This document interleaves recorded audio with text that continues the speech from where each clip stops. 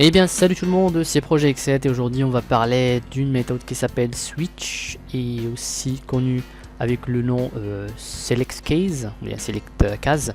Donc on va commencer, donc là j'ai un form avec un label et un bouton. Donc on va double-cliquer sur le bouton et on va faire, par exemple on va créer, pour vous donner une idée sur sa fonctionnalité, donc c'est similaire, c'est exactement similaire aux conditions F. Donc si vous connaissez les conditions F, bah, c'est la même chose, sauf que on l'écrit différemment. Voilà. Donc on va commencer par créer une variable de type int, donc int. Donc int c'est du numéro tout simplement. On va choisir un numéro, par exemple on va faire numéro, ça on va choisir un nom plutôt. Donc int numéro, ça c'est un nom que vous choisissez selon vos préférences. Donc numéro égal, on va faire par exemple égal à 10. Voilà, et on va terminer par un point virgule. Donc on a créé une variable du type int integer avec le nom numéro qui est égal à 10.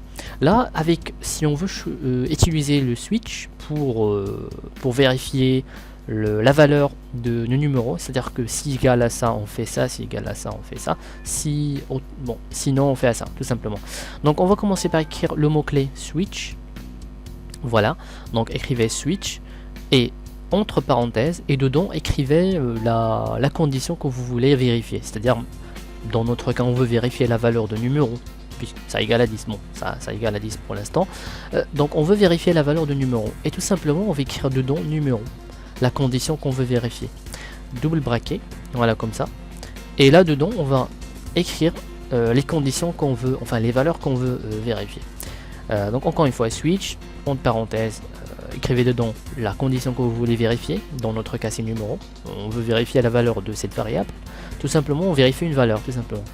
Donc pour vérifier la première valeur on veut tout simplement écrire case, voilà, écrivez case et devant un espace et écrivez par exemple au cas où ça égale à 0, donc on va faire un 0, on va faire 2 points, comme ça, on va appuyer sur entrée, donc case 0. Au cas où ça égale 0, tout simplement. C'est ce qu'on a écrit ici. Au cas où ça égale à 0, on fait 2 points. Et ici, on écrit tous les codes qui doivent être exécutés si ça égale à 0. Donc, par exemple, on peut changer ce texte de ce label.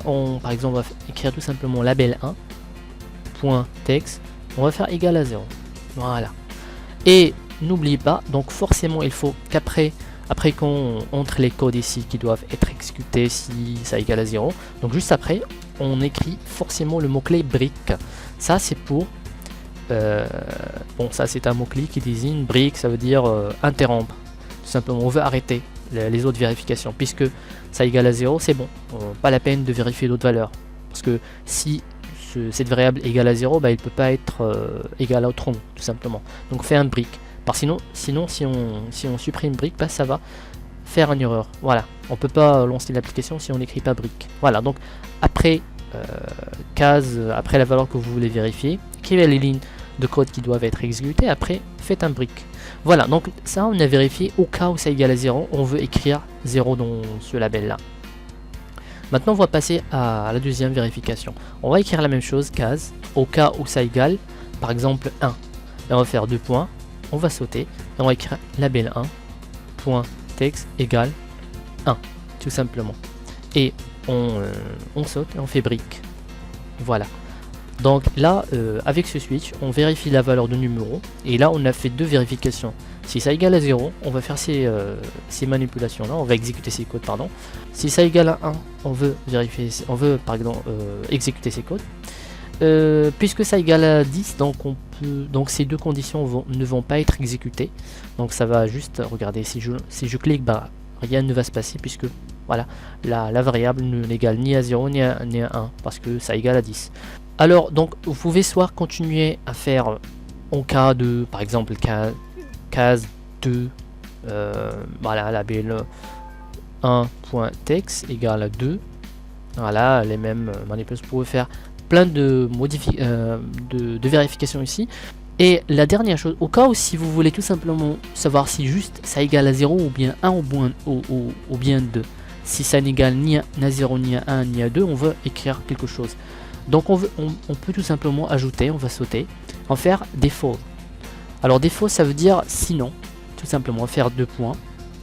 Alors défaut, c'est la dernière, il n'y a qu'une seule défaut. Vous ne pouvez pas ajouter plusieurs défauts, donc il n'y a qu'une seule défaut. Donc défaut, ça veut dire que si ça n'égale ni à 1, ni à 0, ni à 1, ni à 2. C'est-à-dire si aucune de ces conditions ne s'est effectuée, c'est-à-dire que ça n'égale ni 0, ni à 1, ni à 2, et ben on va exécuter ce ligne de code. Donc défaut, la même chose. Label 1 par exemple, on va faire tout simplement, on va écrire rien. Et aussi, il faut faire un break. Voilà. Donc on va lancer l'application maintenant. Et regardez maintenant. Donc là, regardez. Donc le numéro, ça égale à 10. Donc on commence par vérifier cette condition. Bon, ça n'égale pas à 0. Donc on saute, on vérifie pas ça. On ignore et on passe à la deuxième condition. Ça n'égale pas à 1. On ignore, on saute à la troisième condition. Ça n'égale pas à 2. Et puisque ça n'égale ni à 0, ni à 1, ni à 2, et ben on passe directement à default. Donc il faut exécuter cette condition, donc ce qui va écrire rien tout simplement.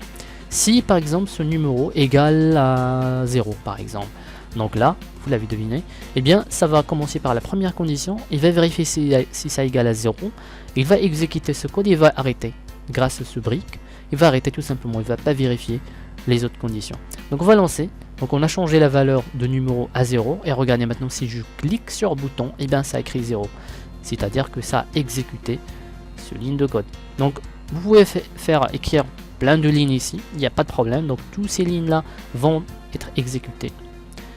Et donc voilà comment travailler avec Switch ou bien Select Case. Donc voilà, c'était Projet X7, j'espère que cette vidéo vous aura plu. Si vous avez des questions, vous pouvez commenter en bas.